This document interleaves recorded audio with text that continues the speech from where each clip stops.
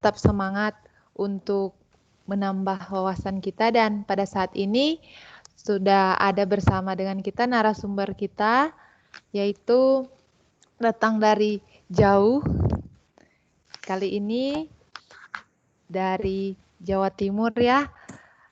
Yang pertama Bapak Hardani MPD yang berasal dari SDN Tambegan Bangkalan. Beliau merupakan alumni pelatihan guru di luar negeri yang di Penang, Malaysia. Sementara masih dari provinsi yang sama, yaitu Bu Laila, berasal dari SDN Pakunden 2 Kota Blitar. Beliau juga merupakan alumni pelatihan guru di luar negeri di Belanda, yaitu di Leiden University and one the same university. Mohon maaf jika penyebutannya kurang tepat, mungkin nanti bisa diperbaiki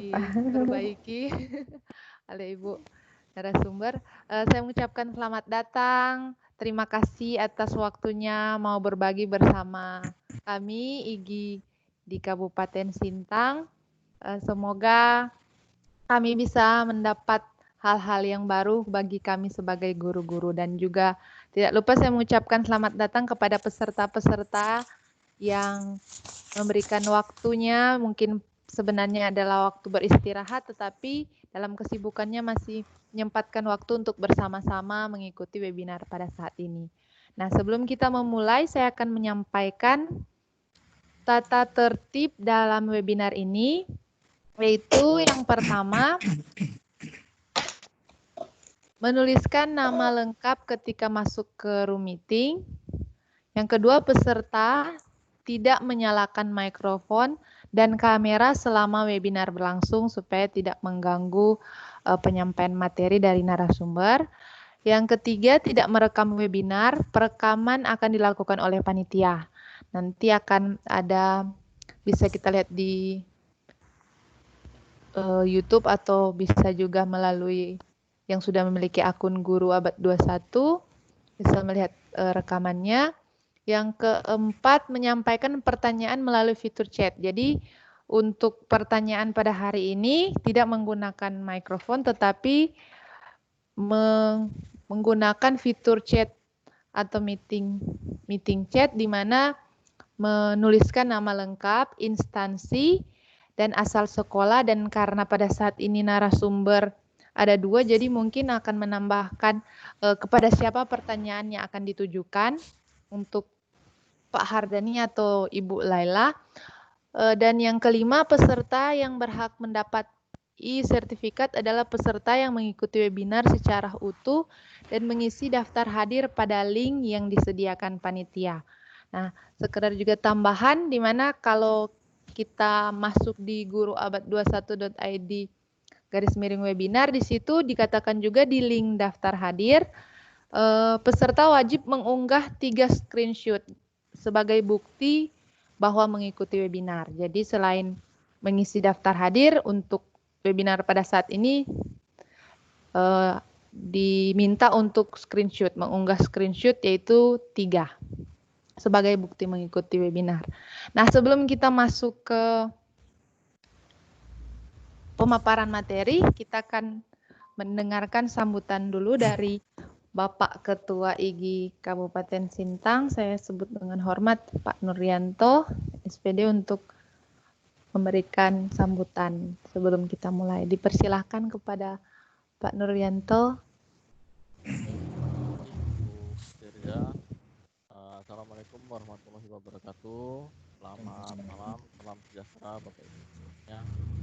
Alhamdulillah pada malam hari ini kita dapat kembali bertemu secara daring ya dalam kegiatan webinar pendidikan Sintang yang alhamdulillah telah secara rutin kita laksanakan semenjak awal adanya masa darurat COVID-19. Nah, pada kesempatan kali ini kita bersyukur dapat bertemu ya, dapat belajar langsung mengenai STEM ya. Dan hari ini alhamdulillah kita kedatangan tamu dari jauh, ya dari Jawa Timur. Beliau berdua, yang pertama Pak Hardani, ya, dan kedua Bu Laila Rafiqatul Thayyibah. Nah, beliau ini saya pernah ketemu, ya. Kalau Pak Hardani mungkin sering ketemu kegiatan-kegiatan terutama di PMPTK Matematika, dan Bu Laila juga pernah sekali ya ketemu di kegiatan ONIP waktu itu. Nah, Bu Laila ini adalah juara satunya, ya, juara satu Olimpiade Nasional Inovasi Pembelajaran Matematika di PMPTK Matematika Yogyakarta. Nah, kita beruntung sekali pada malam hari ini kita bisa belajar ya tentang pembelajaran STEM, Science, Technology, Engineering, and Mathematics. Dalam mungkin di gambaran kita selama ini, STEM itu kelihatannya ribet, sulit, harus ada alat-alat yang canggih atau apa. Nah, pada malam hari ini kita akan belajar bagaimana praktik ya penerapan STEM-nya di kelas bawah, ya, artinya di kelas rendah. Tidak harus STEM itu diidentikan dengan teknologi atau apa, tapi pada kesempatan hari ini kita akan belajar bagaimana STEM juga bisa dilaksanakan di kelas rendah seperti itu. Nah, jadi ini adalah suatu kesempatan yang sangat berharga sekali bagi kita, Bapak Ibu guru di Kabupaten Sintang, karena sangat beruntung. Kenapa? Karena di masa pandemi ini juga ya ada hikmahnya bahwa pembelajaran daring atau fasilitas-fasilitas seperti ini PJJ mau tidak mau akhirnya kita menjadi belajar, dan dengan adanya teknologi tersebut kita bisa menembus batas, artinya kita bisa belajar dari guru-guru baik yang tidak hanya di Kabupaten Sintang, di Kalimantan Barat secara lebih luas, dan bahkan nasional bahkan internasional. Dan di sini kita beruntung dapat hadir Pak Hardani dan Bu Laila. Ya, beliau ini juga merupakan alumni pelatihan guru ke luar negeri tahun 2019. Pak Hardani di Semorexam Penang, Malaysia. Kemarin juga bersama-sama saya. Dan waktu itu satu kamar juga kita sempat sharing-sharing tentang kegiatan. Kemudian Bu Laila ini, ya, ini di Leiden University di Belanda. Wah, ini luar biasa sekali bagaimana nanti ilmu yang Pak Hardani dan Bu Laila dapatkan bisa di-sharingkan kepada kita guru-guru di daerah. Apalagi tentu saja di daerah 3T ini alhamdulillah sudah banyak rekan-rekan yang sudah punya antena penangkap sinyal, Pak Dani.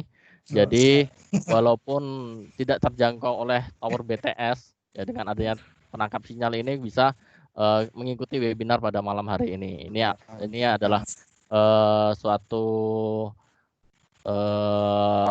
manfaat dari kemajuan teknologi, dan bisa mengikuti belajar bersama narasumber-narasumber yang ada di levelnya di tingkat nasional seperti itu. Mungkin itu saja yang saya bisa sampaikan. Sekali lagi selamat datang Pak Hardani, Bu Laila, dan rekan-rekan guru semuanya. Mudah-mudahan kegiatan pada malam hari ini bisa tentu saja insya Allah bermanfaat bagi pembelajaran kita. Dan saya akhiri, selamat belajar. Assalamualaikum warahmatullahi wabarakatuh. Selamat malam Bapak Ibu. Ya, terima kasih Pak Nuryanto atas sambutannya. Pada saat ini kita akan masuk ke acara inti kita pada malam hari ini, yaitu pemaparan materi. Mungkin yang pertama nanti ini saya dulu ya. Oh ya, berarti dari Pak Hardani. Sebelum saya memberikan kesempatan, pada saat ini saya akan membacakan biodatanya dulu ya Pak ya. Kami pun tidak sabar. Ini STEM untuk kelas bawah nih gimana? Biasa kan kelas bawah itu paling cuma belajar baca, hitung, tapi tiba-tiba ada STEM, jadi penasaran lah. Kira-kira langsung ada sainsnya, ada teknologi, engineer, sama matematiknya. Narasumber yang pertama pada saat ini yaitu Pak Hardani MPD, tadi sudah disebutkan berasal dari SDN Tambegan, itu yang ada di Bangkalan, Madura ya Pak. Kegiatan yang pernah diikuti Yang pertama yaitu pemakalah terbaik di Seminar Nasional tahun 2017. Beliau juga merupakan pemenang yang ketiga Inobel SD, yaitu tentang inovasi STEM dalam Bu Tirja, Halo, Bu. mic-nya Bu.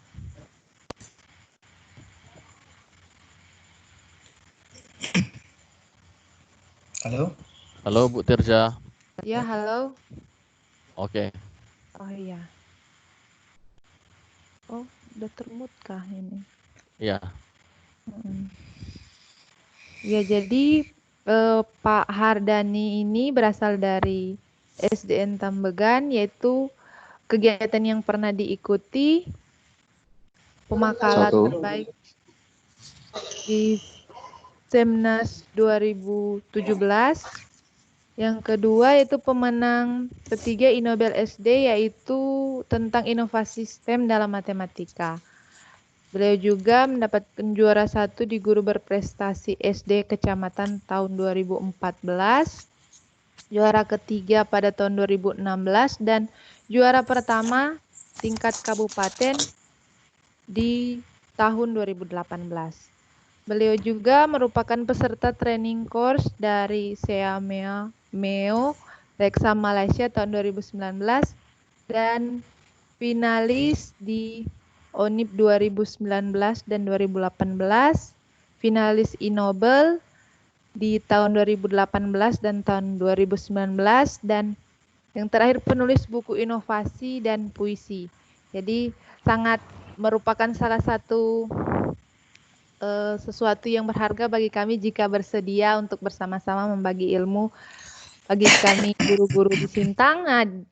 Dan demikian, tidak panjang-panjang saya akan membaca biodata, saya langsung menyerahkan kepada Pak Hardani supaya kita langsung belajar bersama. Silakan Pak.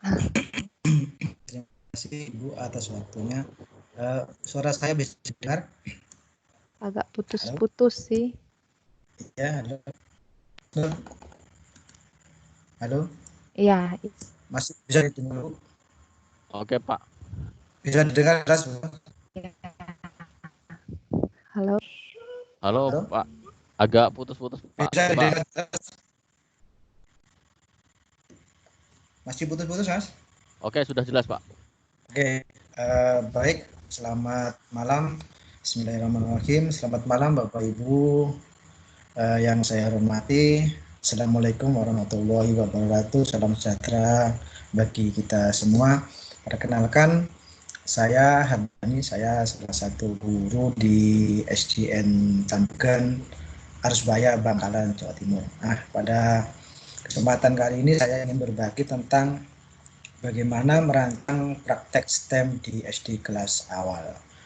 Nah, dari kegiatan ini nanti saya berharap Bapak Ibu mempunyai gambaran tentang bagaimana merancang pembelajaran di kelas awal yang berbasis STEM. Tema yang saya angkat dari kegiatan berbagi ini adalah I am little architect, ya gitu Ibu. Baik Bapak Ibu, Bapak Ibu, kita telah mengenal STEM sejak dahulu. Jadi sebenarnya STEM itu sudah kita kenalkan atau sudah dikenal oleh anak didik kita, oleh anak-anak kita, bahkan di zaman kita dulu masih sekolah SD. Cuma kita belum mengenal apa itu istilah STEM. Bapak Ibu mungkin bisa merefresh kembali kegiatan atau benda-benda yang saya tayangkan ini. Mungkin zaman kita dulu di waktu kecil kita sudah mengenal benda-benda tersebut dan sudah kita gunakan, kita buat dan kita lakukan. Halo Mas Nur, suara saya masih bisa didengar? Oke, Pak. Bisa, Pak. Aman. Oke. Soalnya saya khawatir tidak terdengar seperti kejadian yang lalu. Baik begitu Bapak Ibu, mungkin ini adalah suatu kegiatan yang sangat familiar sekali dengan anak didik kita, dan kegiatan-kegiatan ini adalah sebenarnya kegiatan-kegiatan yang STEM yang dilakukan oleh anak didik kita.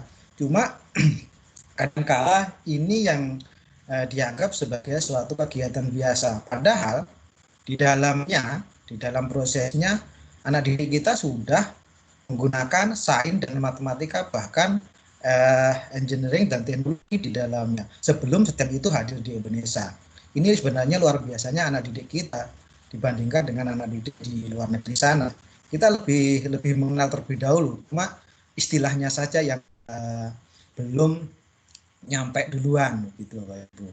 Kemudian apa itu STEM? Saya tidak ingin memberikan penjelasan tentang apa itu STEM, tetapi begini Bapak Ibu, bahwa STEM itu kan suatu pendekatan yang mengintegrasikan antara beberapa disiplin keilmuan. Dari sainsnya itu, kalau bahasa mudahnya adalah suatu pengetahuan yang diajarkan di sekolah yang mempelajari tentang suatu objek atau peristiwa yang ada di lingkungan kita. Kemudian teknologinya apa? Di dalam teknologi STEM itu ada dua yang dapat saya simpulkan. Yang pertama adalah teknologi yang digunakan untuk menyelesaikan suatu proyek. Jadi alat-alatnya. Jadi teknologi itu merupakan suatu alat yang digunakan.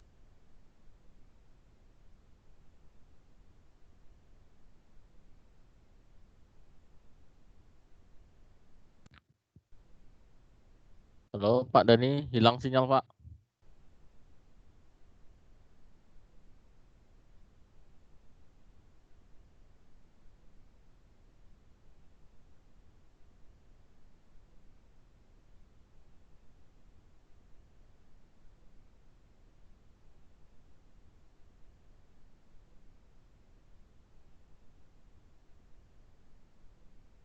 Cek.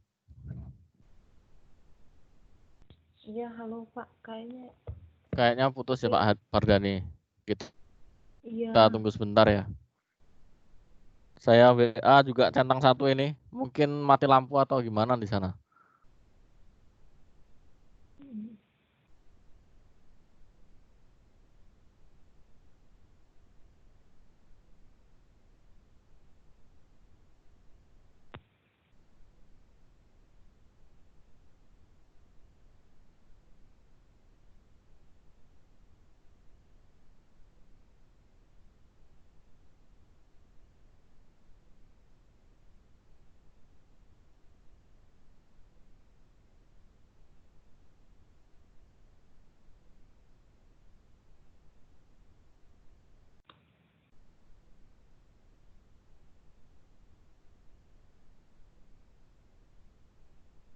Mohon bersabarlah ya Bapak Oke, Ibu. barusan saya telepon Pak Dani. Beliau sampaikan bahwa sinyalnya hilang. Ya, jadi jaringan internetnya hilang. Ini kita lanjut ke Bu Laila dulu, Bu. Sepertinya. Soalnya jaringan hilang di tempatnya Pak Dani. Oke.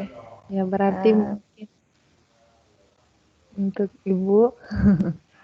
Jadi pada saat ini karena pengaruh teknis ya, gangguan teknis, mungkin nanti akan disambung sesudah, mudah-mudahan lah secepatnya sinyal di tempat Pak Dani itu bisa disambungkan lagi.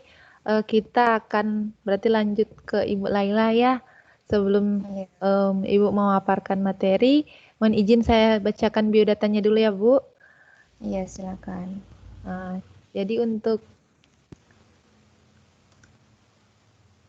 Jadi nama lengkap dari pembicara pada saat ini yaitu Ibu Laila Rofiqiotut Thoibah, MPD, yang berasal dari SDN Pakunden 2, Kota Blitar.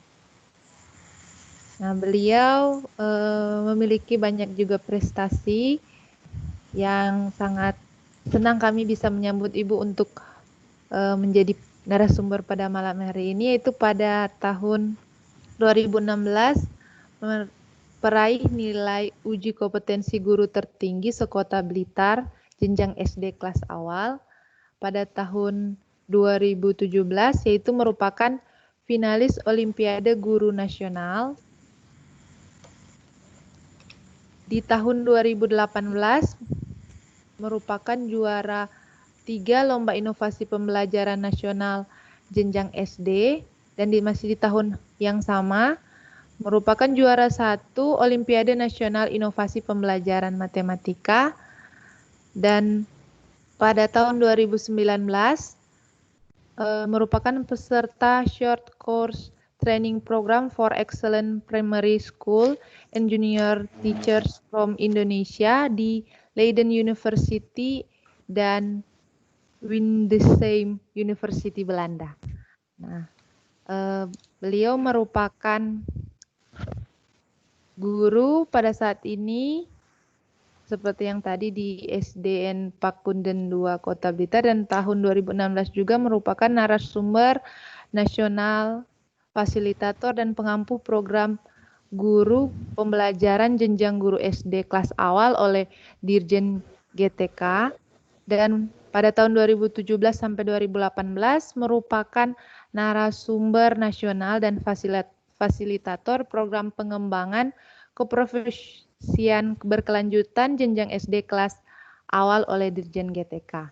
Nah, merupakan salah satu kebanggaan bagi kami bisa menyambut Ibu, dan tidak berlambatan saya serahkan kepada Ibu Laila untuk memaparkan materi untuk kami semua. Ya, dipersilakan Bu.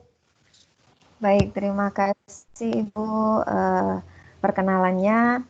Kemudian selamat malam Bapak Ibu guru hebat se-Indonesia, peserta webinar pembelajaran STEM di kelas rendah yang berbahagia. Malam ini saya akan share sedikit pengalaman saya ketika melakukan pembelajaran STEM di kelas rendah. Nah, pembelajaran STEM yang saya lakukan ini adalah pembelajaran di kelas 2 SD. Nah, saya mengambil tema yaitu My Original Recipe.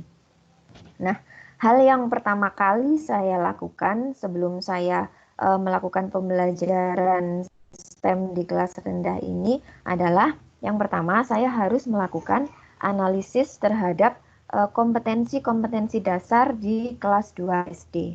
Nah, dari kompetensi dasar selama 1 tahun ini, kemudian saya menemukan ada 2 kompetensi yang sekiranya bisa saya lakukan atau bisa saya pakai untuk pembelajaran STEM.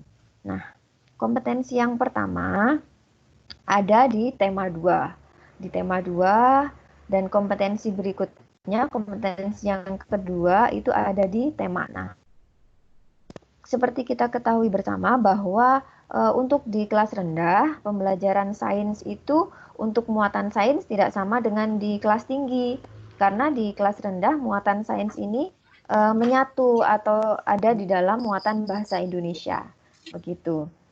Nah, sehingga ketika saya menemukan ada KD 3.2 dengan kegiatan atau dengan materi mengenai bentuk dan wujud benda, ini kemudian saya hubungkan dengan KD yang ada di tema 6, yaitu KD 3.6 mengenai pengukuran berat waktu dalam satuan baku. Nah, dari 2 KD ini, dari KD Sains atau KD Bahasa Indonesia dan KD Matematika inilah kemudian saya mencari komponen-komponen STEM yang bisa saya kembangkan dari kegiatan pembelajaran saya. Nah, kita lihat di sini dari kegiatan pembelajaran saya ini, untuk komponen STEM-nya dari segi sainsnya, anak-anak nanti akan belajar mengenai wujud benda dan sifatnya. Kemudian secara tidak langsung mereka juga akan belajar mengenai benda-benda yang terlarut dan pelarut. Kemudian untuk komponen teknologinya, untuk komponen teknologi nanti siswa-siswa akan belajar mengenai alat dan bahan-bahan yang dipakai dalam prakteknya. Seperti tadi dijelaskan bahwa teknologi dalam STEM itu tidak melulu sesuatu yang harus robotik atau elektronik, begitu tidak. Tapi pada peralatan-peralatan yang dipakai oleh anak-anak ketika praktek itu juga sudah bisa masuk ke dalam teknologi. Nah, selain alat-alat dan bahan tadi, anak-anak juga akan secara langsung belajar mengenai makanan sehat, gitu. Kemudian komponen berikutnya engineering-nya. Di engineering ini siswa akan belajar merekayasa pembuatan resep jus buah sesuai dengan konteks tantangan yang diberikan oleh guru. Nah, kemudian komponen yang terakhir dalam pembelajaran STEM saya adalah mathematics. Nah, mereka akan belajar mengenai pengukuran. Pengukuran di sini yang mereka pelajari karena masih di kelas 2 ya, itu pengukurannya adalah pengukuran berat dan pengukuran volume dengan satuan baku dan satuan tidak baku. Kemudian mereka juga akan belajar mengenai perbandingan. Gitu. Nah, sekarang saya merancang proses desain rekayasanya atau engineering design prosesnya. Saya memakai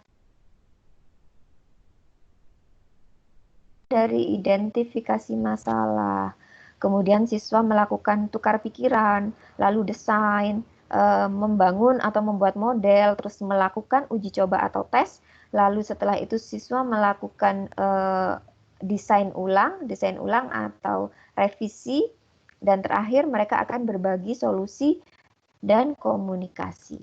Nah, jadi begini, ketika pembelajaran di awal, saya memberikan sebuah challenge yang harus diselesaikan oleh siswa. Challenge-nya adalah begini, saya memberikan tantangan kepada anak-anak. Ayah Siti adalah seorang penderita diabetes, tetapi ia sangat menyukai jus buah. Nah, sedangkan jus-jus buah yang dijual di luar itu tidak cocok dengan dia karena terlalu manis dan terlalu encer. Nah, yuk kita bantu Ayah Siti untuk membuat resep jus buah dengan ketentuan harus lebih kental, tetapi tidak boleh lebih manis daripada jus buah yang sudah kalian cicipi. Nah, di sini di awalnya memang anak-anak benar-benar mencicipi jus buah. Jadi setelah tadi desain prosesnya sudah saya rancang, berikutnya untuk aplikasi dalam pembelajarannya. Jadi yang pertama tadi berdasarkan langkah engineering design proses JMBEK, yang pertama identifikasi masalah dulu. Nah, kegiatan apa yang dilakukan anak-anak ketika identifikasi masalah? Yang pertama, anak-anak saya ajak untuk mengamati berbagai macam olahan buah. Nah, nanti di situ salah satunya adalah jus buah. Nah, setelah mereka mengamati melalui video, mereka kemudian juga memberikan, saya kasih satu gelas jus. Nah, jus ini adalah jus yang dijual di luar. Nah, setelah mereka mencicipi jus nanti, mereka akan tahu, oh berarti jus ini saya tidak boleh membuat jus yang seperti ini. Jusnya nanti harus lebih kental dari jus yang saya cicipi, tapi tidak boleh lebih manis begitu. Nah, setelah tahap identifikasi masalah selesai, tahap berikutnya adalah bertukar pikiran. Dalam kelompok, mereka kemudian setelah mencoba jusnya, mereka segera berdiskusi mengenai alat dan bahannya apa saja kira-kira yang mereka perlukan. Kemudian solusinya kira-kira solusi yang memungkinkan untuk membuat resep jus sesuai dengan tantangan yang diberikan oleh guru. Nah, setelah tahap bertukar pikiran selesai, mereka akan masuk kepada tahap perancangan. Nah, di sini mereka sudah mulai menyiapkan alat dan bahan. Kemudian menyusun juga langkah kerjanya. Jadi mulai dari yang pertama tadi, apa yang harus mereka lakukan? Misalnya mengupas buah, mencuci, dan lain sebagainya sampai langkah terakhir. Kemudian dalam tahap rancangan ini, mereka juga diminta untuk mulai bisa memperkirakan perbandingan ukuran antar setiap bahan. Jadi kira-kira nanti airnya harus berapa mililiter, kemudian buahnya berapa gram, lalu gulanya berapa gram, susunya, dan lain sebagainya. Nah, setelah tahap merancang ini nanti selesai, mereka mulai membangun. Nah, disinilah mereka mulai praktek untuk membuat jus sesuai dengan tahapan yang sudah disusun dan sesuai dengan alat bahan-bahannya. Jadi sesuai dengan resepnya mereka.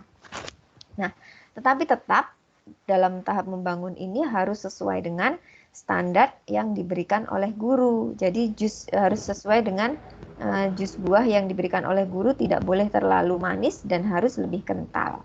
Nah, setelah tahap membangun ini nanti selesai, tahapan berikutnya yaitu uji coba. Nah, disinilah siswa akan mencoba jus buah yang sudah mereka buat. Nah, karena standarnya tadi adalah sudah diberikan oleh guru, maka mereka setelah produk jadi, mereka akan mencicipi, ternyata produk saya ini kok sama encernya, atau mungkin ternyata jus saya ini tidak terlalu manis. Maka setelah tahap uji coba selesai, mereka akhirnya akan tahu, wah, kalau jus saya ini ternyata tidak lebih kental atau sama encernya, artinya nanti setelah ini saya harus praktek lagi dengan cara mungkin mengurangi mengurangi airnya, atau mungkin dengan cara menambahkan komposisi buahnya dan lain sebagainya. Jadi setelah mereka melakukan tahap membangun dan uji coba ini, mereka tahu salahnya di mana, dan mereka juga tahu bagaimana cara memperbaikinya, begitu. Nah, kemudian setelah tahap uji coba ini selesai, nah disinilah proses melakukan revisi terhadap produk yang mereka kira masih belum sesuai dengan tantangan yang diberikan oleh guru. Di sini mereka melakukan perbaikan-perbaikan, begitu. Lalu setelah revisi selesai dan mereka menghasilkan produk yang sesuai dengan apa yang diinginkan oleh guru atau sesuai dengan tantangannya, berikutnya mereka mulai berbagi solusi dan melakukan komunikasi. Nah, disinilah mereka akan mulai mempresentasikan atau menyampaikan, tadi resep saya itu apa saja, kemudian bahannya itu harus sekian gram, lalu langkah-langkahnya itu apa saja. Kemudian kita juga sebagai guru menanyakan kepada mereka, tadi kira-kira produknya apa langsung sekali jadi ya? Nah, kalau nggak sekali jadi, tadi kalian mendapat kesulitan di bagian mana ya? Kemudian setelah itu guru juga menanyakan, lalu solusi kalian apa? Nah, disinilah mereka akan belajar untuk sharing solusi yang mereka temukan kepada teman-teman kelompok yang lainnya, begitu. Nah, setelah tahap ini selesai, untuk penilaiannya saya memakai tiga ranah sekaligus, penilaian kognitif, kemudian afektif, dan psikomotor. Untuk penilaian kognitif, karena memang ada dua kompetensi dasar dari dua muatan saya pakai, maka penilaian kognitifnya juga harus meliputi dua kompetensi dasar tersebut. Tuh, kemudian setelah penilaian kognitif, mereka juga akan saya nilai sikapnya. Jadi penilaian afektifnya, di mana aspek yang saya nilai dalam penilaian afektif ini adalah kerjasama siswa, kemudian ketekunan, kemudian kreativitas siswa dalam menciptakan resep jus buah. Nah, untuk rubrik penilaian afektifnya seperti yang tampak di depan ini. Kemudian setelah penilaian afektif, siswa juga akan saya nilai untuk keterampilannya atau psikomotornya. Nah, aspek penilaian keterampilan saya yang saya nilai adalah keterampilan siswa ketika melakukan pengukuran, karena di situ anak-anak juga saya minta untuk bisa mengukur misalnya buahnya itu harus sekian gram, kemudian gulanya itu berapa gram, lalu airnya itu berapa cc. Nah, di sini keterampilan mereka dalam melakukan pengukuran itu juga masuk ke dalam salah satu aspek penilaian. Selain keterampilan melakukan pengukuran, keterampilan yang lain adalah dalam menerapkan langkah kerjanya. Apakah urut dan runtut, ataukah mereka asal saja tidak sesuai dengan langkah kerja yang sudah mereka buat gitu ya. Kemudian untuk aspek berikutnya adalah keterampilan dalam penggunaan alat. Di sini mereka harus bisa memakai alatnya dengan benar dan aman begitu. Untuk rubrik penilaian psikomotornya seperti yang tampak pada layar ini. Ini kemudian, nah contoh-contoh pembelajaran STEM yang lainnya yang bisa kita terapkan di kelas rendah, ini misalnya di kelas 1. Nah, mereka kan juga, siswa kelas 1 juga sudah mulai ada kegiatan membuat baling-baling bambu atau membuat kincir angin. Nah, ini juga bisa kita angkat menjadi sebuah pembelajaran yang berbasis STEM. Nah, selain itu, untuk kelas 1 itu juga ada proyek membuat kapal. Nah, di sini kita bisa menghubungkan pembelajaran matematikanya, misalnya bangun datar, kemudian mereka diberikan tantangan, bagaimana sih caranya supaya kapal kamu ini bisa seimbang, atau mungkin diberi tantangan supaya bagaimana caranya kalau misalnya kapal ini dipakai untuk balapan supaya bisa paling cepat lajunya itu harus bagaimana. Nah, seperti itu Bapak Ibu. Jadi pembelajaran STEM di kelas rendah itu sebenarnya tidak terlalu sulit ya. Kita hanya butuh bisa menganalisis KD, kira-kira KD apa saja yang bisa kita kembangkan. Dan KD itu tidak harus ada dalam satu tema, tidak harus ada dalam satu tema yang sama. Berlainan tema juga bisa, dan tidak selalu dalam setiap KD atau dalam satu tema itu selalu bisa kita pakai untuk pembelajaran STEM. Jadi kita harus benar-benar bisa menganalisis yang mana yang cocok. Sekian kira-kira sharing pengalaman mengajar pembelajaran STEM di kelas rendah dari saya. Berikutnya saya serahkan kepada Ibu Moderator. Terima kasih. Silakan Ibu. Ya, terima kasih Bu atas pemaparan materinya. Ini mungkin untuk Pak Hardani udah ada ya. Iya. Jadi mungkin untuk para peserta mohon kalau ada pertanyaan bisa langsung diketik di chatroom supaya nanti pada sesi tanya jawab bisa saya langsung bacakan. Jadi untuk tanya jawab yang disertakan yaitu dari nama, asal sekolah, pertanyaan kepada narasumber siapa, dan pertanyaannya. Nah, untuk selanjutnya saya serahkan kembali Pak Hardani untuk meneruskan yang tadi belum tuntas, Pak.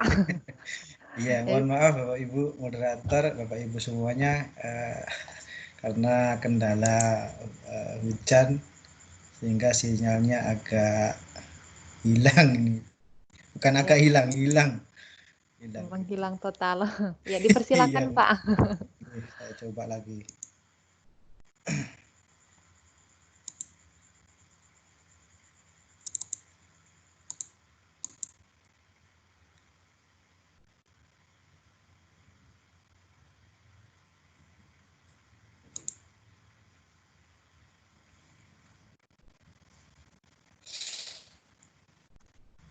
Baik Bapak Ibu, mohon maaf sebelumnya sambil menunggu loading, saya ulang kembali tentang bagaimana keterkaitan antara sains, teknologi, engineering, dan matematika yang tadi sudah banyak dijelaskan oleh Ibu Laila.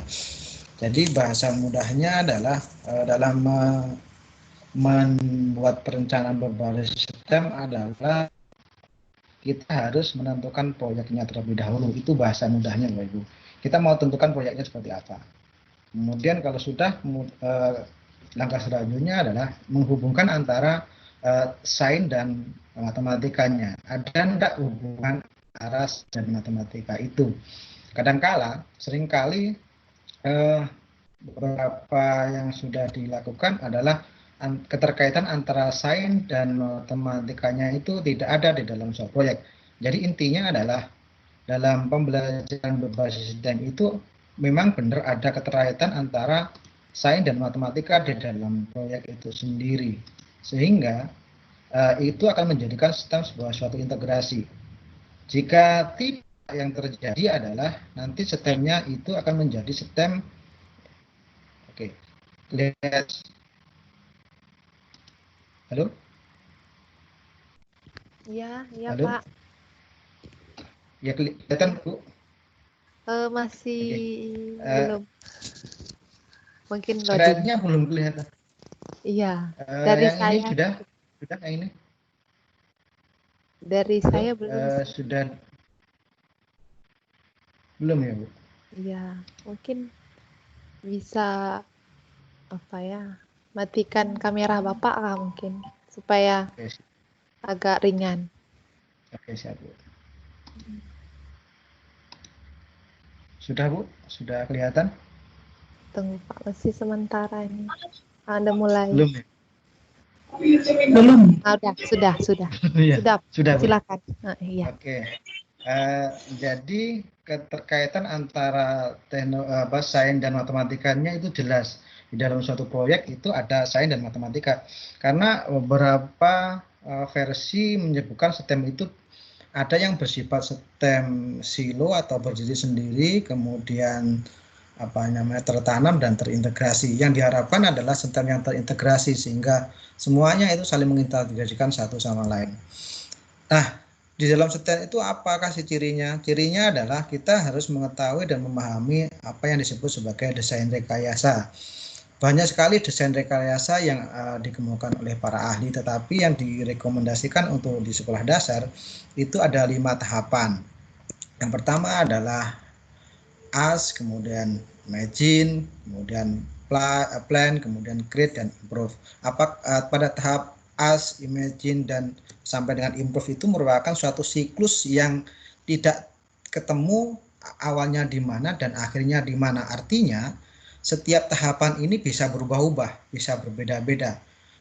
Mungkin di kelas SD itu tidak harus AS dulu yang dikedepankan, tetapi diberikan suatu proyek yang sederhana, yaitu berupa meng-create atau membuat contoh dulu. Kemudian dari contoh itu bisa kita jadikan suatu permasalahan. Jadi dalam tahapan EDP ini tidak ada mana awalnya dan tidak bisa diakhiri sampai di mana. Bisa fleksibel Ibu. Sehingga kita bisa mencari dari sisi mana yang terlebih dahulu yang mudah. Kemudian seperti yang jelas dijelaskan Ibu Laila tadi, dalam merancang pembelajaran STEM di kelas awal itu ada KD Bahasa Indonesia dan Matematika, karena KD Sainsnya itu terintegrasi dengan KD Bahasa Indonesia. Kemudian kegiatannya adalah karena ini berkaitan dengan tahapan usia mereka, maka yang kita gunakan adalah kegiatan yang sifatnya sederhana dan menyenangkan. Nah, bagaimana merancang pembelajaran STEM di kelas SD dengan tema I am the little architect? KD yang dapat dijadikan STEM adalah pada KD Bahasa Indonesia. Mungkin ini mirip bahkan sama dengan yang disampaikan Ibu Laila tadi, berbagai bentuk tentang bentuk benda dan wujudnya. Matematika hanyalah pengukuran, karena sebagian besar di kelas awal di sekolah dasar itu KD matematika yang paling banyak digunakan adalah pengukuran, baik pengukuran berat, kemudian waktu, sudut, maupun pengukuran yang lain.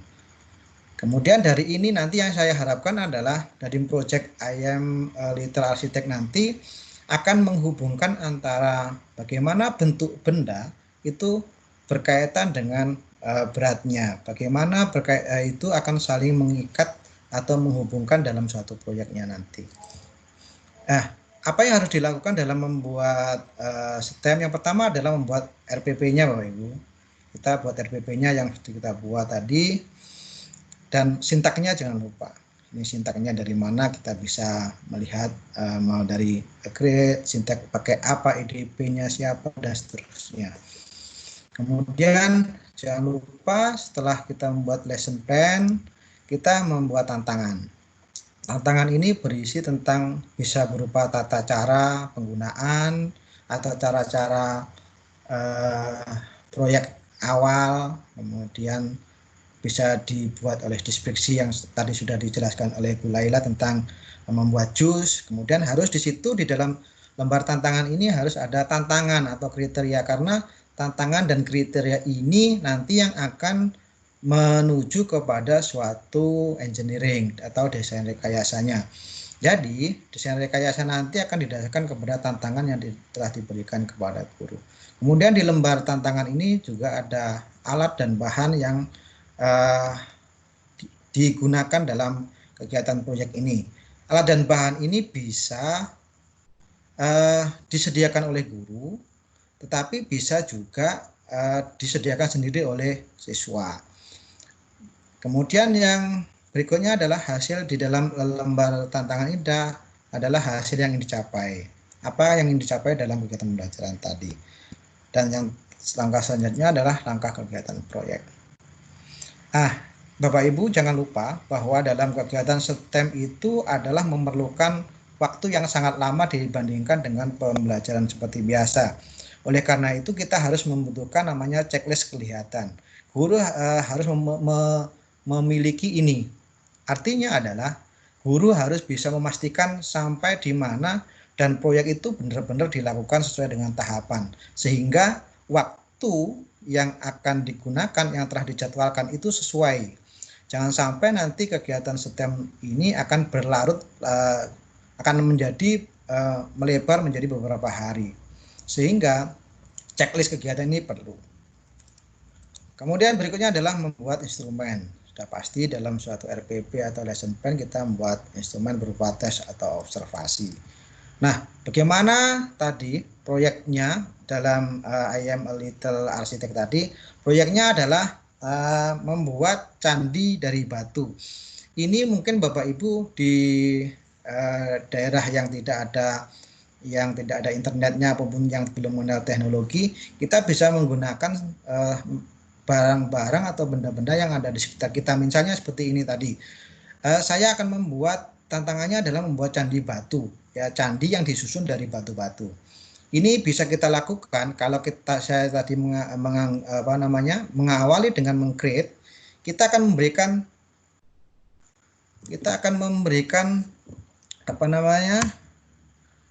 halo Mas Nur, ya.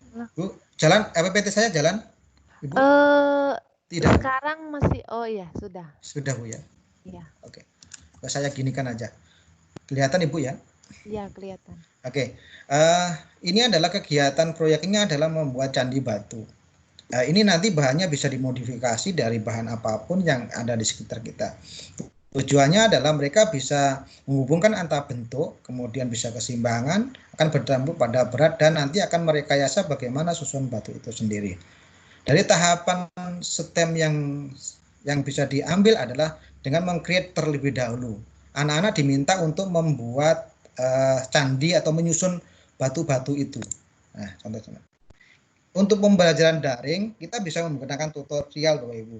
Bapak Ibu bisa membuat video bagaimana cara menyusun batunya, kemudian jumlahnya berapa.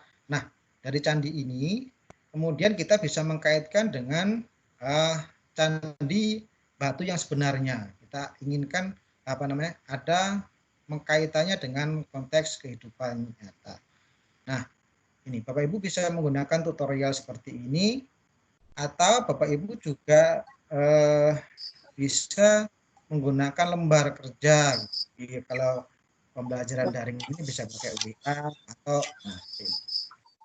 dari ini mereka akan mengamati video. Jadi videonya diamati bagaimana prosesnya, kemudian apa yang salah, kemudian masalahnya di mana. Nah, mereka kita tantang untuk membuat candi batu yang lebih dari ini, Bapak Ibu. Nah, tantangannya seperti itu. Nanti tantangannya membuat candi seperti itu. Bagaimana polanya? Apakah batunya nanti harus yang besar dulu atau yang kecil dulu? Nah, ini yang kita harapkan kepada anak didik kita. Nah, setelah tahap mengcreate-nya selesai, anak-anak diminta untuk menyusun batu yang sesuai dengan ini. Mereka akan diminta untuk membuat yang lebih dari ini dengan tantangan tersebut. Tantangannya bisa setinggi mungkin atau kokoh atau yang bentuk yang lebih indah dan seterusnya. Kemudian dari ini siswa kita ajak untuk menganalisa permasalahan. Sebenarnya tadi ada kejadian batu yang jatuh, masalahnya di mana, kemudian apakah batu itu susunannya harus dari besar dulu atau kecil dulu, nanti kita tanyakan kepada siswa. Selanjutnya adalah membawa siswa kepada suatu daya nalar untuk membuat suatu solusi atau membuat penelitian. Misalnya tadi batu tadi, mereka akan semuanya pengen membuat susunannya batu yang di atas paling kecil sebenarnya. Apakah benar? Itu mereka diminta untuk membuat penelitian. Atau batu yang di atas juga besar, yang di bawahnya juga kecil. Nah, ini juga akan bisa dilakukan. Cek 1 2 1. Satu percobaan. Ya, halo. Oke. Iya lanjut Pak, lanjut. Oh iya. Mungkin ada. Oke, siap. Dari Mas Nur. Ini ada Pak Nur yang hujan terus katanya beliaunya. Oke. Sampai di sini siswa kita minta setelah mengadakan penelitian, semuanya anak-anak diminta untuk bagaimana menyusunnya, polanya seperti apa, apakah besar kecil-kecil atau kecil-kecil besar. Kita minta mereka untuk mengadakan penelitian. Dari hasil penelitian ini mereka bisa membuat suatu gambaran atau kita minta untuk mendesain bagaimana sesuai dengan kriteria tadi.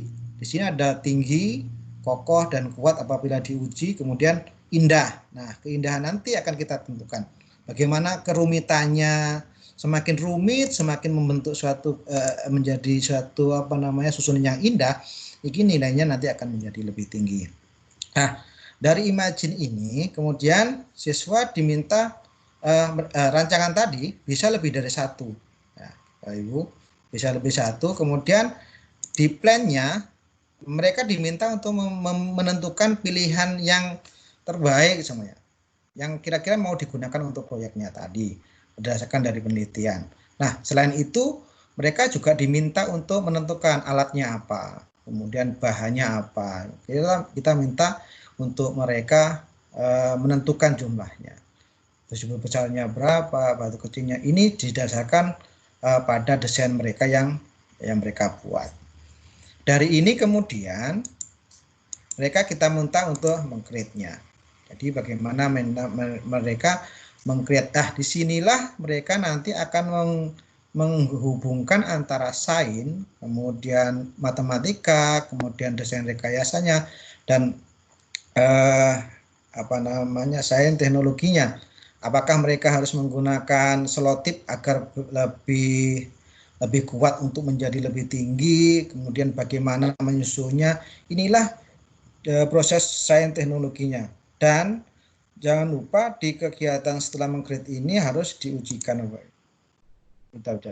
Kita kasih uji yang sederhana, misalnya ditiup, atau yang kalau mau lebih ekstrim lagi kita bisa dilempar dengan kertas atau disemprot dengan lebih kuat lagi.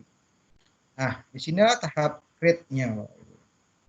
Kemudian di tahap improve-nya mereka diminta untuk membuat desain yang lebih baik lagi. Seumpama misalnya pada tahap create tadi, batu yang disusun masih tidak sempurna. Dari hasil uji, kemudian mereka menemukan ada beberapa batu yang jatuh semuanya. Atau candi yang dibuat mereka dari candi batu ini jatuh semuanya. Mereka akan membuat mendesain ulang. Kita kemudian diulang dari awal lagi. Dari membuat desain lagi, kemudian mencoba lagi. Nah, disinilah tahapan STEM nanti akan yang membedakan antara STEM dengan pembelajaran yang lainnya. Untuk penilaian mungkin sama seperti yang disampaikan oleh Bu Laila tadi, ada kognitif, afektif, psikomotor. Cuma penilaian nanti bisa ada dua hal yang bisa kita lakukan, terpisah, bisa dilakukan secara terpisah, tetapi bisa dilakukan juga atau dimasukkan ke dalam lembar tantangan.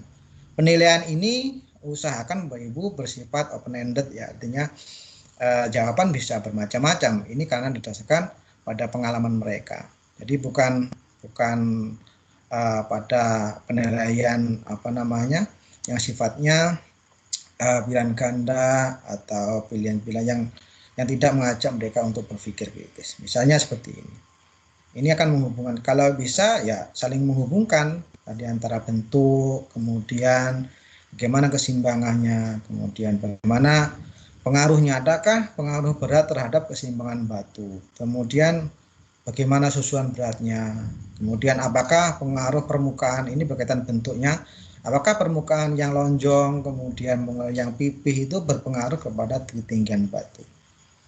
Nah, yang terakhir afektif dan psikomotor. Ini kalau afektif ini terserah Bapak Ibu, bisa melalui berbagai macam, ini tergantung mau dinilai apanya gitu. Skornya boleh sifatnya ya, tidak, kemudian ada skala Likert-nya, boleh bebas Bapak Ibu. Begitu juga dengan psikomotor. Ini ranahnya terserah Bapak Ibu. Mungkin begitu Ibu yang bisa saya bagikan pada kesempatan ini. Terima kasih atas waktunya. Nanti lebih baik ke diskusi saja yang lebih banyak. Terima kasih Ibu. Iya, terima kasih Pak atas pemaparan materinya. Nah, ini karena dari kedua narasumber kita pada malam ini sudah memaparkan materi, kembali dipersilahkan kepada peserta yang mungkin ada pertanyaan, bisa langsung menggunakan fitur meeting chat. Jadi, mohon disertakan nama, asal sekolah, dan pertanyaan yang ditujukan kepada Pak Dani atau Bu Laila. Ya, untuk jangan lupa bagi peserta-peserta untuk men-screenshot layar sebagai bukti nanti dalam mengisi daftar hadir.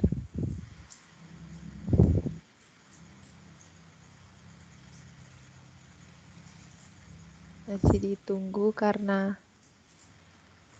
cuacanya tidak bagus Ibu, agak hujan kan. ya.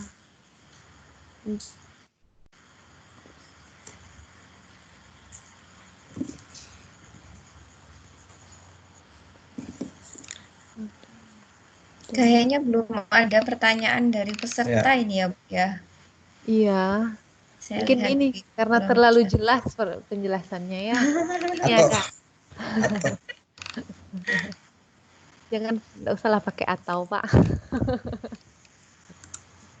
Nah, iya, ini pertanyaan dari Bu Riana dari Blitar, dari SDI Aisyah Jatinom Blitar. STEM ternyata sangat menantang dan unik. Mohon inspirasi penggunaan STEM untuk mengajar bahasa. Bisa dari, mungkin pertanyaan ini ditujukan untuk kedua narasumber, yaitu dari untuk Bu Laila dan Pak Dani. Jadi dari Bu Riana minta inspirasi, mungkin masukan tentang penggunaan STEM dalam mengajar bahasa, karena ini pertama sementara menunggu pertanyaan dari teman peserta-peserta lain. Mungkin langsung saja ya saya berikan kesempatan. Yang pertama untuk Ibu Laila dulu ya untuk menjawab Pak Ardani baru selesai. Dipersilakan Bu. Baik, terima kasih Bu Riana. Ini salah satu teachernya anak saya ini Bu. Jadi dari SD Aisyah, ini gurunya anak saya yang memang punya keinginan untuk mengembangkan potensi dan pembelajaran di bidang STEM. Jadi untuk Bu Riana, bagaimana cara atau inspirasi penggunaan STEM untuk mengajar bahasa. Jadi begini, sepanjang yang saya ketahui Bu, untuk STEM ini kan memang mata pelajaran yang langsung bisa dihubungkan sebagai sebuah konten itu adalah mata pelajaran sains dan matematika kalau kita belajar STEM ya. Nah, kemudian untuk mata pelajaran yang lainnya bagaimana? Contohnya bahasa. Jadi bahasa tetap bisa masuk ke dalam pembelajaran STEM, tapi dia tidak sebagai konten, hanya sebagai pendukung atau support. Misalnya ya, pada pembelajaran yang sudah saya lakukan tadi untuk tantangan My Original Recipe tadi. Nah, di situ sudah jelas untuk sains sama matematikanya dia berperan sebagai muatan utama atau sebagai konten utama, materi utama. Lalu bahasa Indonesianya itu kita mengembangkannya adalah sebagai penunjang, di mana ketika pembelajaran itu anak-anak akan saya minta untuk membuat sebuah laporan gitu ya, atau kan di situ mereka juga menyusun langkah kerjanya mulai dari yang awal itu apa, misalnya menyiapkan alat bahan, kemudian mengupas, atau setelah itu mencuci dan lain sebagainya. Nah, itu bisa masuk ke dalam komponen bahasa. Tapi sekali lagi untuk STEM sepanjang yang saya ketahui dan saya pelajari ketika training program itu, untuk bahasanya baru bisa sebagai komponen penunjangnya begitu. Jadi kalau pembelajaran saya tadi misalnya anak-anak saya suruh untuk membuat sebuah laporan atau menyampaikan tata urutan kerjanya begitu.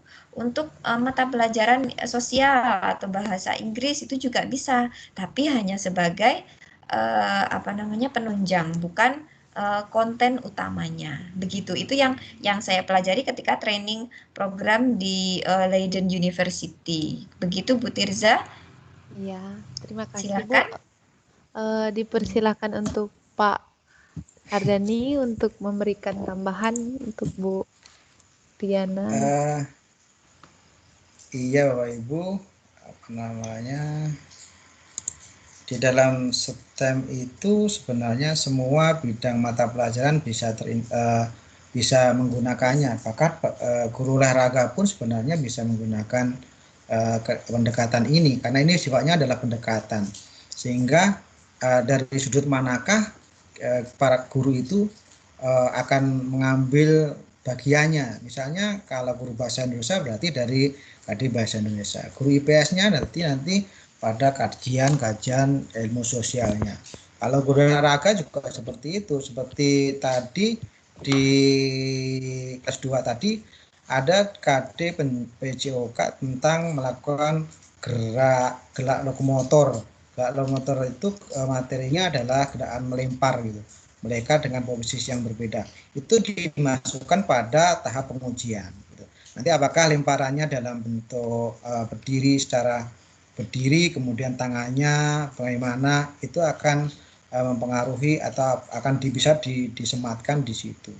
Jadi sebenarnya semua bisa masuk di ranah STEM ini, karena STEM adalah suatu pendekatan. Nanti tergantung dari sudut manakah guru itu akan mengambil materi atau materi dasarnya. Mungkin seperti itu.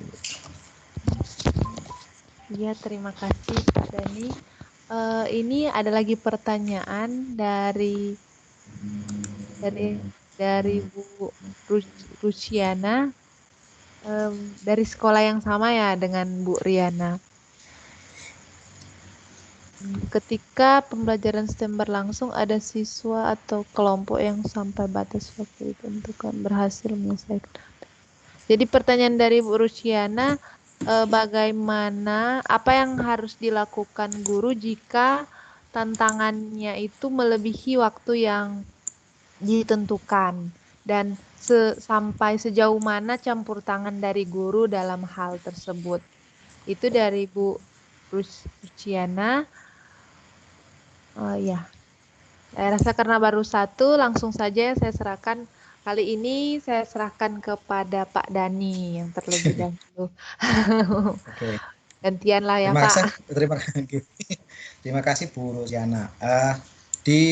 Tadi sudah sedikit saya singgung bahwa di dalam kegiatan proyek ini, karena proyek ini STEM itu adalah membutuhkan waktu yang lama. Sebelum kita lakukan kegiatan, kita harus membuat checklist terlebih dahulu tadi.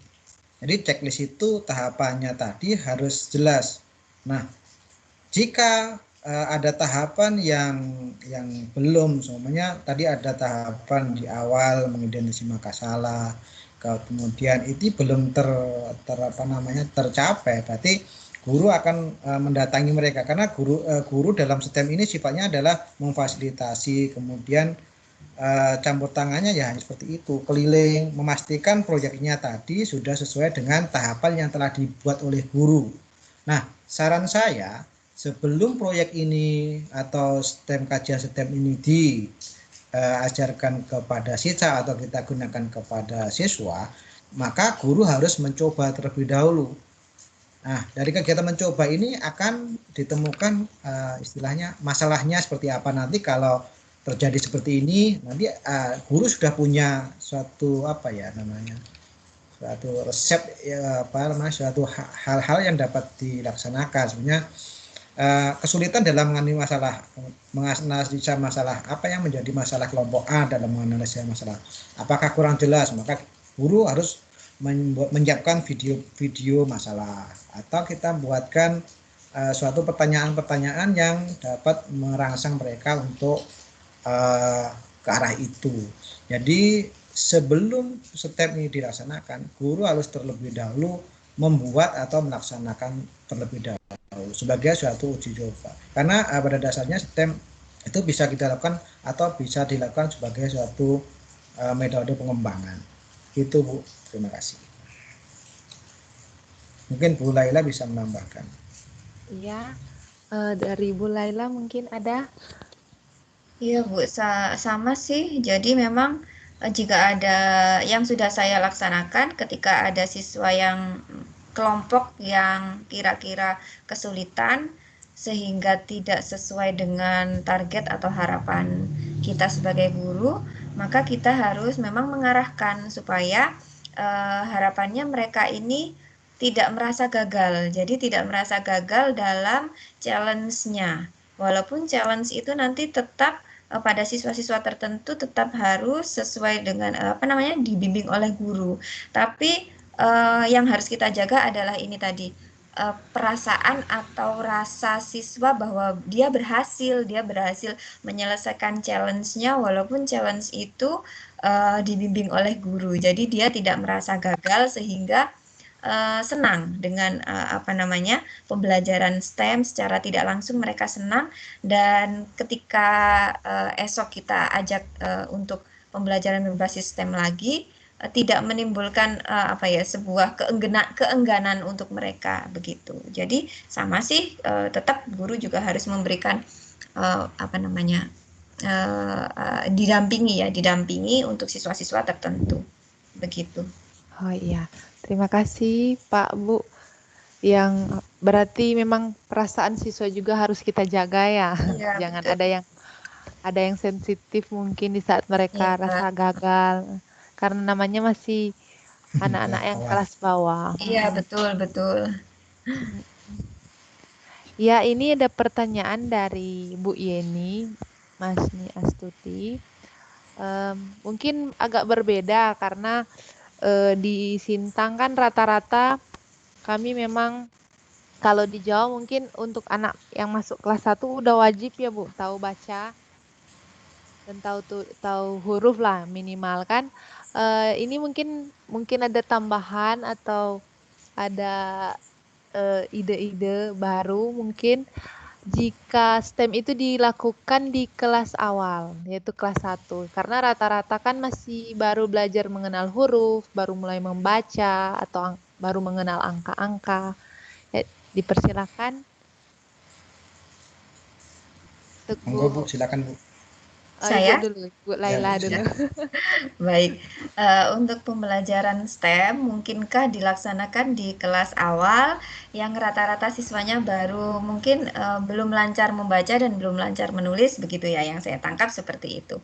Jadi ya sama saja sih Bu, untuk Jawa itu juga begitu, karena memang pada dasarnya anak kelas 1 kan masih pada tahapan harus belajar baca tulis hitung ya. Nah, untuk sebuah kondisi ketika siswa itu masih baru belajar baca tulis hitung, tetapi kita mau melaksanakan pembelajaran berbasis STEM, maka yang harus kita lakukan adalah kita memang untuk perintah-perintah yang biasanya untuk kelas atas itu kita bisa rupakan berupa tulisan, maka untuk yang kelas bawah itu perintahnya sebisa mungkin jangan berupa tulisan, bisa misalnya secara verbalisme atau mungkin melalui sebuah video seperti itu. Jadi di situ tidak membutuhkan kemampuan membaca siswa yang terlalu banyak atau terlalu tinggi untuk yang kelas 1 yang baru belajar baca ya. Nah, kemudian kita juga jangan lupa bahwa pembelajaran berbasis STEM itu haruslah sebuah pembelajaran yang sebetulnya menyenangkan untuk siswa gitu ya. Jadi memang kita desain supaya benar-benar menyenangkan, kemudian tahapan-tahapan ketika prakteknya itu tidak usah berupa perintah secara tertulis begitu. Jadi bisa juga secara verbalisme. Nah, kemudian STEM itu kan itu tadi seperti saya sampaikan banyak prakteknya. Kemudian kita minimalkan untuk menulis dan membacanya. Jadi ketika mereka menyampaikan sebuah laporan pun karena memang masih kelas 1 ya. Jadi ketika menyampaikan laporan pun juga benar-benar sesuatu atau laporan yang sederhana, tidak harus secara tertulis begitu. Jadi mereka kita tanyai saja. Tadi itu sudah ngapain aja, masalahnya apa saja, terus solusinya mereka apa saja yang mereka temukan. Jadi tidak melulu mereka disuruh untuk menulis atau membaca. Jadi tetap bisa STEM itu dilaksanakan di kelas 1 dengan desain pembelajaran yang menyenangkan dan tidak terlalu banyak baca atau menulisnya. Begitu Bu, saya kira mungkin pemateri yang kedua bisa menambahkan. Iya Bu, terima kasih. Kalau Ibu tadi pada prosesnya kita bisa menggunakan verbal, video atau pertanyaan-pertanyaan. Kalau dilihat dari sisi goalnya untuk anak yang kelas 1 mungkin kita bisa mengaitkan ya dari proses tadi semuanya untuk mengenal huruf. Semuanya tadi kegiatan melipat atau anggap aja tadi membuat candi batu, menghitung semuanya. Menghitung, mereka kita minta menghitung 1, 2, 3 sampai. Kemudian dari hitungan tadi kita kaitkan ke bahasa Indonesia mengenal huruf.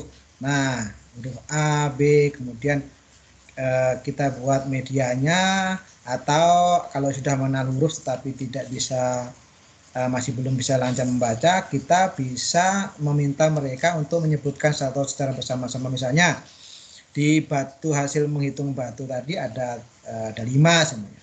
Nah, kita meminta, lo anak-anak, nah, tadi jumlah batunya berapa? 5 Bu, 5 Pak gitu. Nah, 5, siapa yang bisa menuliskan 5? Huruf awalnya apa? L, dan bagaimana menulis huruf L dan seterusnya. Untuk matematikanya juga seperti itu nanti. Jadi lebih menarik. Jadi bisa kita kaitkan untuk membaca dibandingkan siswa membaca buku, menghitung 1, 2 atau menulis atau sesuai buku lah maksud saya. Kita di STEM ini adalah out the book ya Bu. Jadi STEM itu adalah out the book. Jadi anak-anak yang kita rangsang adalah pola pikir mereka, bagaimana berpikir kritis kreatifnya mereka itu berkembang.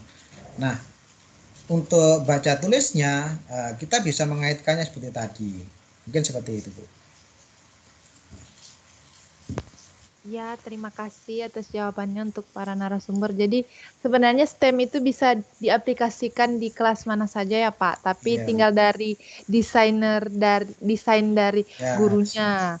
Mau berarti gurunya lah yang harus jeli ya. iya. Gimana Boleh saya gimana tambahkan Bu ya? dapat. Boleh Oh ya. boleh saya tambahkan Bu Silakan, ya? silakan. Begini Bu ya, asumsi sekarang ini kan STEM itu sulit ya. Untuk daerah-daerah yang tidak terjangkau akan sulit. Nah, sebenarnya banyak sekali di daerah tidak terjangkau. Kalau saya pernah bercerita dengan Pak Nuryanto, itu banyak sekali masalah-masalah yang bisa menjadi bahan untuk dipecahkan oleh anak didik kita gitu. Karena STEM itu kan pada intinya adalah sebagai anak diminta untuk sebagai problem solver gitu. Jadi banyak sekali semuanya apa namanya di daerah Mbak Sinta, Pak Nur itu ada sungai. Kemudian mereka kan kita bikin bagaimana membuat rakit yang cepat. Itu banyak sekali sebenarnya dibandingkan dengan sekolah-sekolah yang aman dalam tanda kutip aman gitu. Jadi kami berharap teman-teman di daerah juga ini sangat banyak sekali peluangnya untuk sebagai bahan untuk STEM. Cuma mungkin selama ini STEM itu dipandang sebagai hal-hal yang rumit karena contoh-contohnya adalah bentuk robot, kemudian coding dan seterusnya. Padahal di SD kami pun masih belum mampu untuk seperti itu. Jadi banyak sekali yang bisa kita kembangkan. Mungkin begitu. Terima kasih. Ya, terima kasih Pak. Jadi sebenarnya tinggal dari guru lah yang mau Iya, paradigmanya ya. iya. Sebenarnya ada di sekitar kita lah. Ya, banyak sekali Bu. Apalagi yang di kampung-kampung kan. Nah, itu. Mungkin anak-anak secara nggak langsung udah Iya. terjun di situ, tinggal kita Iya. penguatannya ya. Betul. Ini ada juga pertanyaan dari dua dari Pak Maulana Ishak dan Bu Wode 3. Yang pertama dari Pak Maulana Ishak, STEM bisa berhubungan dengan media pembelajaran lainnya seperti buku tema. Yang sementara ini kita dituntut untuk mencapai apa yang di buku tema.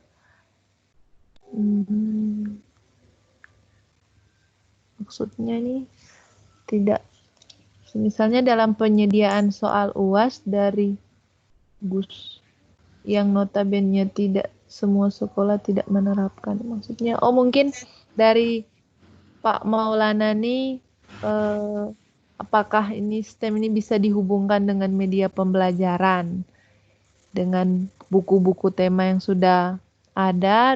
Terus dari Bu Riana lagi tentang penilaian. Apakah harus mencakup 3 aspek yang telah disampaikan tadi? Ya, mungkin. Jadi ada dua pertanyaan yang dari Pak Maulana Ishak. STEM keterhubungan STEM dengan media pembelajaran dan tentang penilaian dari Bu Riana. Kira-kira siapa yang mau bersedia menjawab? Soalnya mereka pun peserta tidak mencantumkan kepada siapa yang salah.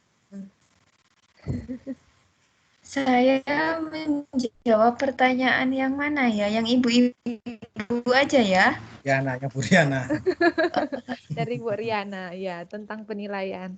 Iya, saya untuk pertanyaannya, terserah pertanyaannya Pak Mam, saya coba cermati gitu ya. Mungkin nanti penyaji yang kedua bisa menjelaskan lebih ini maksudnya bagaimana. Untuk pertanyaan dari Bu Riana, apakah harus mencakup 3 aspek yang telah disampaikan tadi untuk penilaiannya? Apakah harus kognitif, afektif, dan psikomotor begitu ya? Jadi memang idealnya kan penilaian itu kita lakukan langsung menyeluruh holistik terhadap 3 aspek tadi, 3 aspek penilaian tadi, Ibu.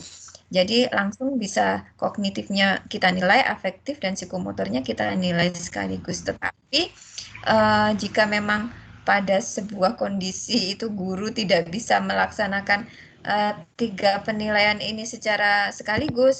Paling tidak menurut saya jangan hanya kita menilai kognitifnya saja gitu ya.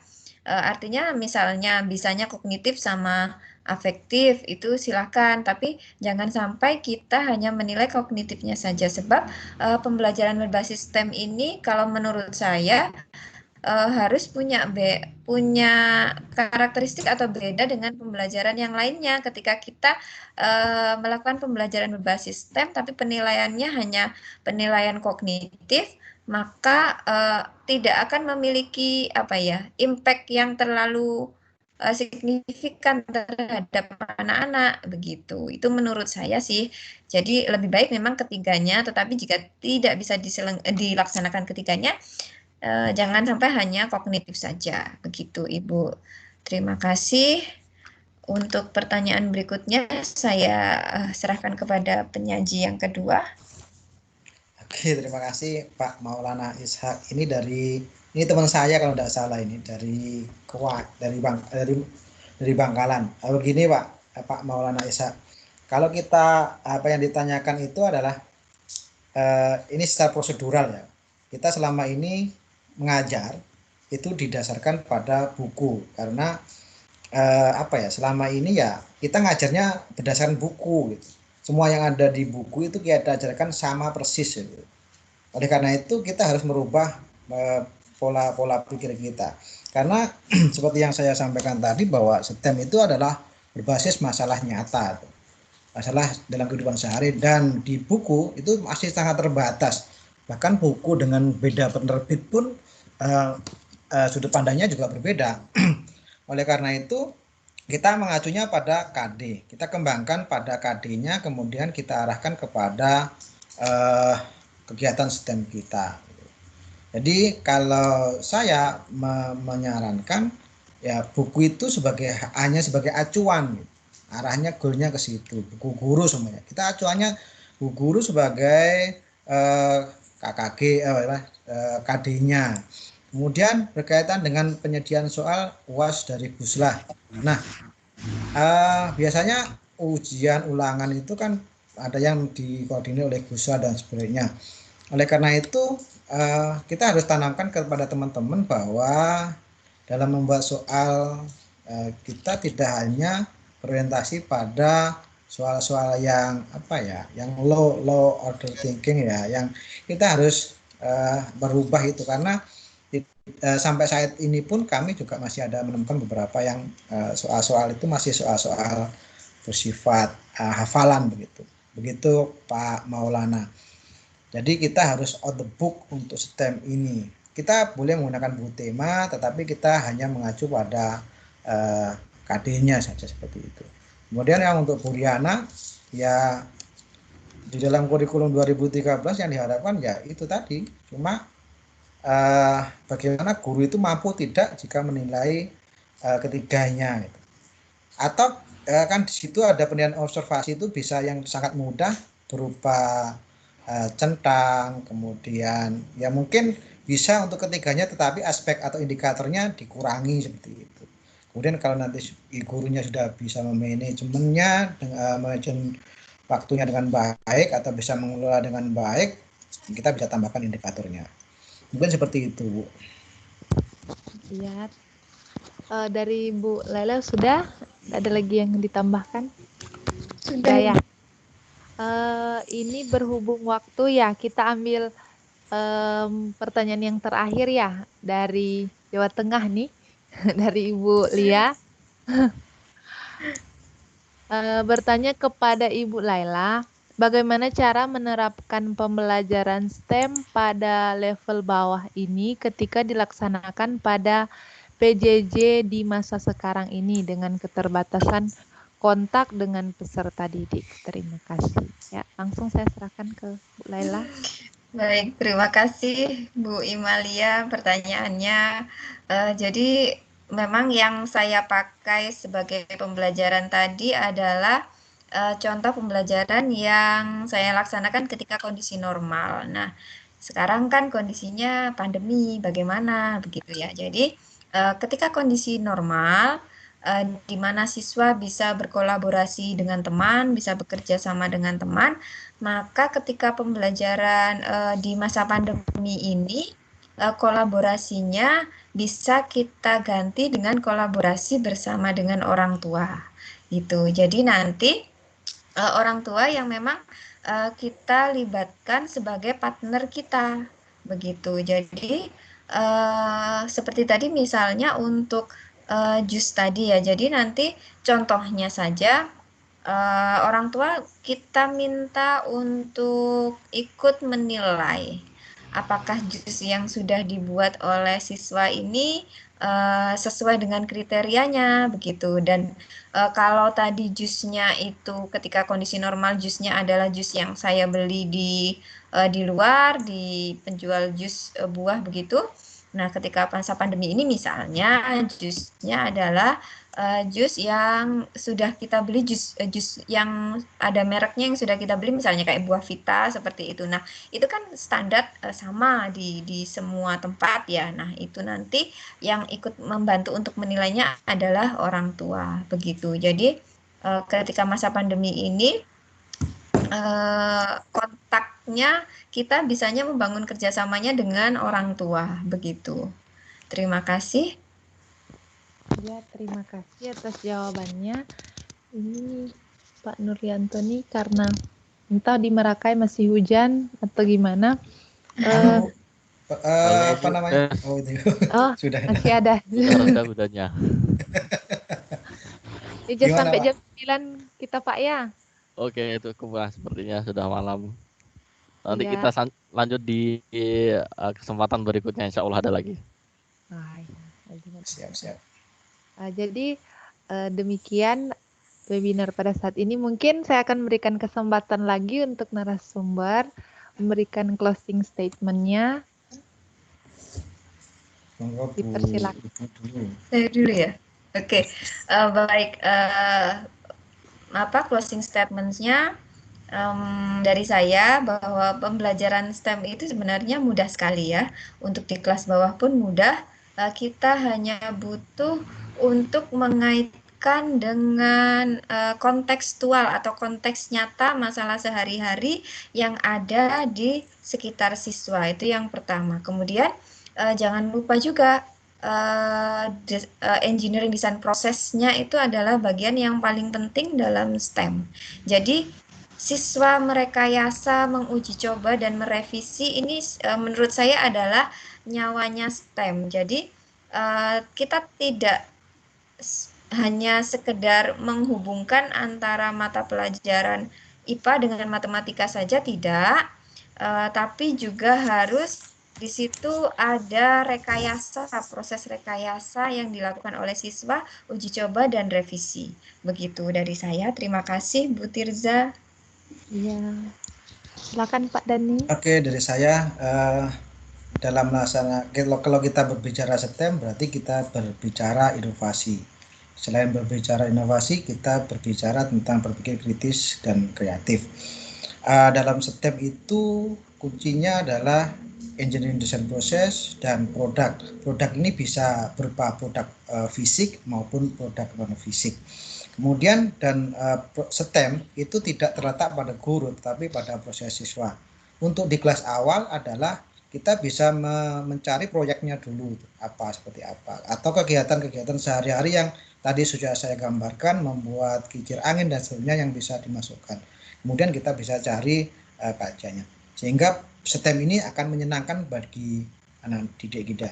Kata dari saya, tidak ada yang sulit dan sangat mudah jika kita melaksanakan pembelajaran dalam STEM ini, baik di kondisi apapun. Begitu, terima kasih. Terima kasih. Mungkin dari Pak Ketua IGI Sintang ada closing statement-nya juga.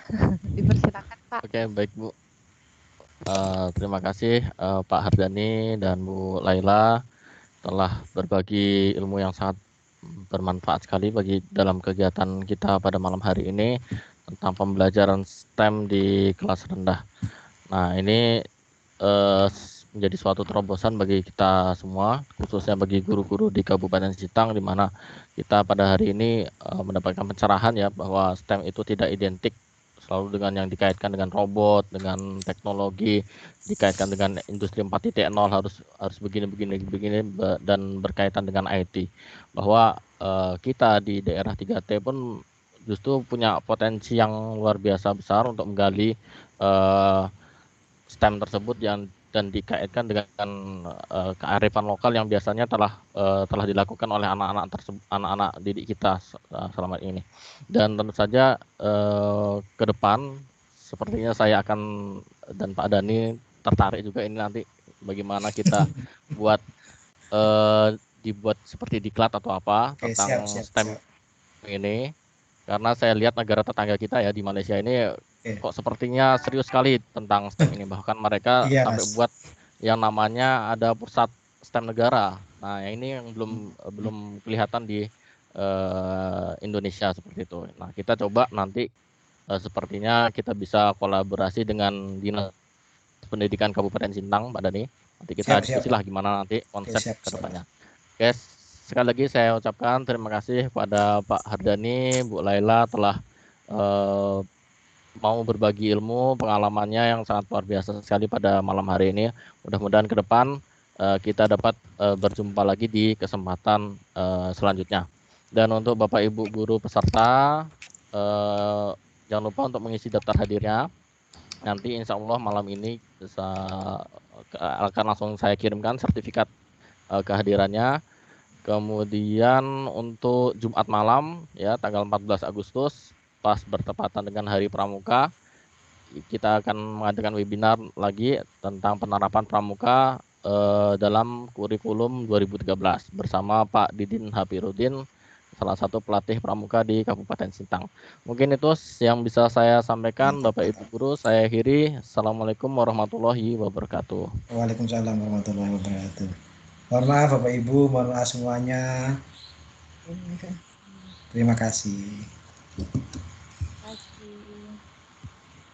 Terima kasih Pak Dani, Bu Laila, Bu Tirza, Bapak Ibu semuanya.